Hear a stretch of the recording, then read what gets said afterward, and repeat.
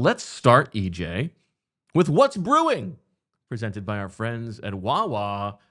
Don't forget about that deal at Wawa, $5 for any Sizzly, any coffee, hot or iced, and a hash brown for just $5 from 5 to 11 a.m. But what's brewing here is some breaking news right before the show about a potential departure from the Eagles coaching staff. Yeah, so the Cowboys are working to hire Christian Parker, the Eagles secondary coach, as their next defensive coordinator, according to Ian Rappaport. So I think we always knew that Christian Parker was probably not long for his role as secondary coach for the Eagles because of how important he's been in that job. If you talk to Quinyon Mitchell or Cooper DeJean or really anybody in the Eagles secondary, they will talk about how important he has been for their development. From a technical standpoint, improving technique, but also, you think about how often we talk about how the Eagles secondary works as a group and how they really understand the scheme on such a deep level. Christian Parker is a humongous part of that. I've seen him pull, Quinyon Mitchell, Cooper DeJean off to the side during special teams periods, and they go over things. I've talked to him. I've talked to Quinyon Mitchell about like the text chain that they have, where they go over different coverages and really like the liberty that Quinyon Mitchell can take in some of those coverages. So no, I think it's a massive loss. The fact that the Eagles have two young All Pros, I think Christian Parker is high on the list of the reasons why those guys have developed so quickly. Yeah, listen, you do not always know who is going to turn out to be a good coordinator from position coach, or who from coordinator is going to turn out to be a head coach. They're different jobs. I think this is, if it is how I think it's going to play out, this is a major loss for the Eagles, not only because they're losing one of their best position coaches, but because someone who I think is probably going to be a good defensive coordinator is coming into the division. Absolutely. Yeah. And someone with an intimate knowledge of the team as well. So, yeah, I think the Cowboys, there's a real irony that they hired Christian Parker over Jonathan Gannon in a sense. I mean, they interviewed Jonathan Gannon for the job. True. Yeah. But I think that's reflective and honestly well earned, given what Christian Parker has done in the last few years with the Eagles. I mean, again, being around the building, I did a story on Christian Parker 2 years ago about how he was this, I would say, relative unknown. I mean, he was respected in coaching circles and considered an up-and-coming, assistant coach. Obviously, he worked with Jair Alexander with the Green Bay Packers as well. But at the time when the Eagles hired him, it was kind of like, this guy collects Jordans, he collects watches, and he's younger than Darius Slay. That was always the thing that people would make fun of him for, younger than Slay. But he really did come into his own here, and I think I think it is a well-earned promotion for him, and probably, honestly, I would go so far as saying a year later than most people would have expected. Potentially, yeah. I think obviously the Super Bowl run was part of that. Again, we're not in the rooms with these guys, but you hear really good things about him.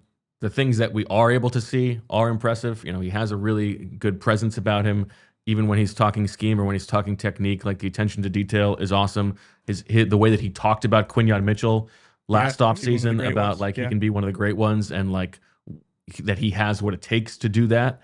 I mean, even just looking at his track record, it's not necessarily like this is someone who was just like hot-shotted because they worked with Vic Fangio, or, we're going to get to Declan Doyle. It's not like this is a guy who's like preternaturally ahead of his time. It's like he's put in the work at every stop, has impressed at every stop, and then taken the next sensible step, right? Like 2 years, starts his career Virginia State defensive backs coach, then 2 years at Norfolk State, then he goes to okay, so what's the next step? Okay, go to a big-time college and get your foot in the door there. Goes to Notre Dame for 1 year as a defensive analyst, goes from Notre Dame to Texas A&M. Okay, what's the next step? Let's see if he's got the chops for the league. 2 years as defensive quality control coach for the Packers. What's the next step? Get a room to yourself. 2 years as defensive back, or 3 years as D-backs coach in Denver. What's the next step? Go back with Vic and also become passing game defensive coordinator as well. Does that, and it's like he's checked all the boxes along the way. I think very highly of Christian Parker. Yeah, absolutely. And I was remiss to not mention his time with Pat Surtain. And I talked to Pat Surtain for this story, and Pat Surtain credited him for the work that they did together. Again, it's the technique and then the understanding of the scheme that really stood out when I did that story. All right. So now the question is, where does that leave the Eagles in terms of filling that void on the coaching staff? Yeah, it'll be interesting. I think Eagles fans should brush up on Joe Kasper. He's been the Eagles safeties coach the last 2 seasons. He started as a defensive quality control coach, actually, I think it was 2021, and was hired away by Vic in 2023 as part of Vic's staff in Miami, where he was also the safeties coach. So, because those guys have worked closely together the last few years, it would make sense. Eagles fans may be familiar with Joe Kasper as well, because he is the guy. If you've ever seen the clips of players tackling a coach, that's Joe Kasper. I'm young and fit enough to handle that responsibility. Yeah, but he's small. He's not a huge guy though. He's Yeah. generously 6 feet tall, sub 200 pounds, and I know these things. Not to keep sounding like a broken record here, but because I did a story on that too. Okay. And yeah, no, he did said to me during the story that if he gets tackled into a pad with a player using proper tackling technique, it doesn't hurt to get tackled by these guys. Okay. But I don't think I mean, listen, still credit to him for putting in. I have another Joe Kasper take for you. Yeah. Good arm. Throws a good spiral. Yeah. Like we see the warm ups a lot, Yeah. so you're right.